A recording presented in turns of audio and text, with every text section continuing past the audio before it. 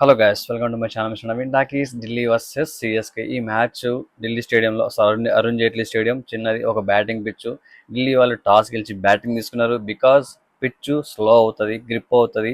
So batting కంటే బౌలింగ్కి బాగా అనుకూలిస్తుంది రాను రాను లేట్ అయ్యే కొద్ది. కాబట్టి ఫస్ట్ బ్యాటింగ్ చేసేస్తే తర్వాత బ్యాటింగ్కి ఇబ్బంది అవుతుందని చెప్పేసి ఢిల్లీ వాళ్ళు బ్యాటింగ్ తీసుకోవడం జరిగింది. ఢిల్లీ వాళ్ళు ఆలోచన కరెక్టే, కాకపోతే వాళ్ళ ప్లేయింగే కరెక్ట్ లేదేమో అనిపించింది. తొందరపడ్డారనిపించింది, తొందరపాటు కనపడింది. వాళ్ళ బ్యాటింగ్లో స్కోర్ కొట్టాలని వెళ్ళడానికి ట్రై చేయడమే తప్ప వీళ్ళు ప్రెజర్లో పెట్టారు కాదనట్లే, కానీ వాళ్ళు స్కోర్ కొట్టాలి అని చెప్పి ఒక ఫాస్ట్ మూమెంట్లో ఏదో మూమెంట్ వెళ్తాం అన్నట్టే ముందుకు వెళ్ళడం అవుట్ అయిపోవడం జరిగింది అనమాట. ఢిల్లీ వాళ్ళు అందుకే ఎక్కువ స్కోర్ చేయలేకపోయారు. చెన్నై ముందర 155 పరుగులకు 7 వికెట్ల దగ్గర క్లోజ్ చేస్తారు వాళ్ళ ఇన్నింగ్స్ అనమాట. సో ఇందులో బ్యాటింగ్ స్కోర్ ఎక్కువ చేసింది సమీర్ రిజ్వీ. ఇంపాక్ట్ ప్లేయర్గా వచ్చి సమీర్ రిజ్వీ 40 రన్స్ కొట్టాడు.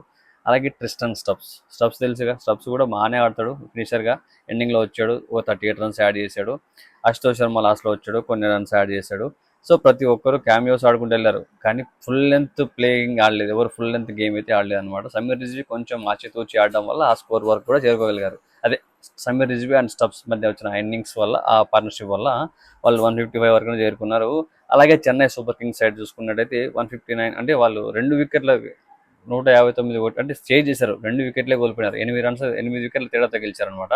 సో ఇక్కడ సంజు శాంసన్ చటా అసలు పర్ఫార్మెన్స్ మామూలు పర్ఫార్మెన్స్ కాదు. 87 రన్స్ కొట్టాడు, అద్భుతమైన ఇన్నింగ్స్. ఫస్ట్ నుంచి లాస్ట్ వరకు గేమ్ని చేజ్ చేయడంలో ఎక్కడ కూడా తడబడకుండా చిన్నగా ఆచితూచి అడుగేసుకుంటూ దొరికినప్పుడల్లా అంటే దొరికితే తురుముదాం, దొరకకపోతే తరుముదాం అన్నట్టు దొరికిన దాన్ని వదిలేయడము, దొరికిన దాన్ని సాగు కొట్టడం, 6లు 4లు కొట్టడం చేశాడనమాట. వీళ్ళు టార్గెట్ చేసిన బౌలర్స్ కుల్దీప్ యాదవ్ అండ్ నటరాజన్ అనమాట. వీళ్ళిద్దరిని పీభత్సంగా కొట్టేశారు. సో వాళ్ళ దగ్గర నుంచి రన్స్ అయితే బాగా లీక్ అయిపోయినాయి. చెన్నై చాలా కంఫర్టబుల్గా విన్ అయితే రిజిస్టర్ చేసుకుంది ఢిల్లీ పైన. నాకైతే బాగా అనిపించింది. అలాగే Karthik Sharma last match 50 runs half century చేశాడు, సెలబ్రేషన్ చేశాడు, గన్ సెలబ్రేషన్. అలాగే ఈ మ్యాచ్ కూడా 41 రన్స్ కొట్టాడు. చాలా కామ్ అండ్ కంపోజర్ చూపించి చాలా మెచ్యూర్డ్గా ఆడాడు గేమ్ మాత్రం. చెన్నైతో అంటే శాంసన్తో ఒక పార్ట్నర్షిప్ బిల్డ్ చేశాడు. శాంసంగ్కి అంటే స్ట్రైక్ రొటేట్ చేసుకుంటూ, ఎక్కువ స్ట్రైక్ రేట్ తను మెయింటైన్ చేయలేదు, కానీ స్ట్రైక్ రొటేట్ చేసుకుంటూ ఆ ఇన్నింగ్స్ని బిల్డ్ చేశాడు, పార్ట్నర్షిప్ బిల్డ్ చేశాడు. దానివల్ల చెన్నై గెలవడానికి చాలా చాలా చాలా ఈజీ అయిపోయింది అనమాట. సో అది మెయిన్ థింగ్స్ ఈ గేమ్లో జరిగిన ఒక పర్ఫార్మెన్సెస్ అనమాట. ఢిల్లీ బ్యాటింగ్ చేసేటప్పుడు నిజంగా సమీర్ రిజ్వీ కామ్నెస్ చూపించాడు. రాహుల్ అంటే ఫస్ట్లో ప్రెజర్ పెట్టేసరికి వెళ్ళిపోయాడు, నిస్సంక అంతే వెళ్ళిపోయాడు. సో వీళ్ళ దగ్గర నుంచి ఎటువంటి పర్ఫార్మెన్స్ లేదు. సో ఢిల్లీ సైడ్ చూసుకున్నట్టయితే బౌలింగ్ సైడ్ చూసుకుంటే ఓన్లీ లుంగి ఎంగిడి కొంచెం ఒక వికెట్ వేసి మంచి బాల్స్ వేసి కొంచెం డాట్స్ చేయగలిగాడు, కొంచెం బెటర్ అనిపించింది. అలాగే అక్షర్ పటేల్ కూడా ఒక వికెట్ తీశాడు పవర్ ప్లేలోనే. ఇంకా తర్వాత మళ్ళీ కామన్ అయిపోయింది. 2 వికెట్లు పడ్డాయి, ఒకటి ఎంగిడికి, ఒకటి అక్షర్ పటేల్కి. సో అక్కడ ఇంకా తర్వాత వికెట్లు పడకపోవడంతో అక్కడే మ్యాచ్ వాళ్ళకి ఫినిష్ అయిపోయింది. అక్కడే అర్థమైపోయింది డీసీ ఓటమి. తర్వాత సంజు శాంసన్ అద్భుతమైన ఇన్నింగ్స్, తర్వాత కార్తిక్ శర్మ ఇన్నింగ్స్.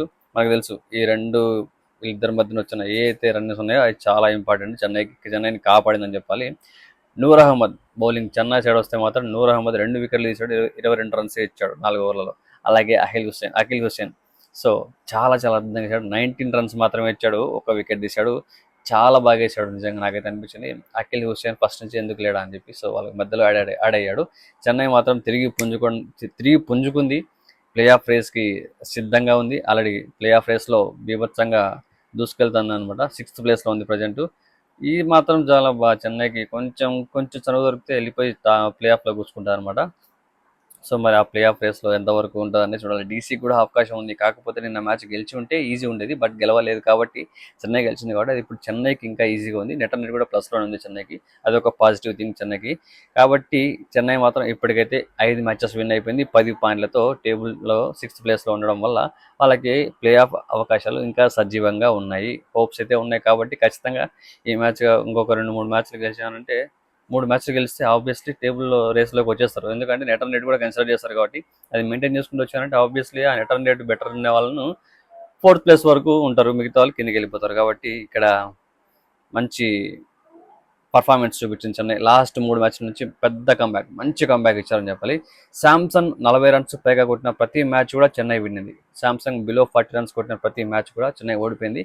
ఇక్కడే అర్థమవుతుంది చెన్నై సంజు మీద ఎంతగా ఆధారపడింది అన్నది, సంజు బ్యాటింగ్ మీద ఎంతగా ఆ చెన్నై టీం అంతా రన్ అవుతుంది అనేది. సంజు లేకపోతే ఇప్పుడు చెన్నై టీము చాలా చాలా ఇబ్బంది పడేది. సో రుతురాజ్ గైక్వాడ్ కూడా ఆడాడు కాదనట్లేదు, మంచి ఇన్నింగ్స్ ఆడాడు, రెండు రెండు రెండు మ్యాచ్లు మంచి ఇన్నింగ్స్ ఆడాడు, మ్యాచ్ విన్నింగ్ నాక్స్ కాదనట్లేదు.